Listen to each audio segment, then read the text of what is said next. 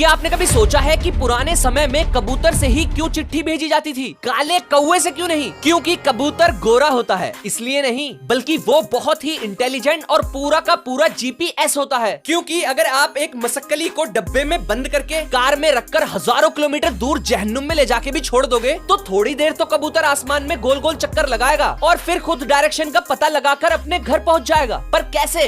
इसका actual reason scientist भी नहीं जानते। बस उनका मानना है कि ये सूरज और अर्थ के मैग्नेटिक फील्ड से शायद अपने घर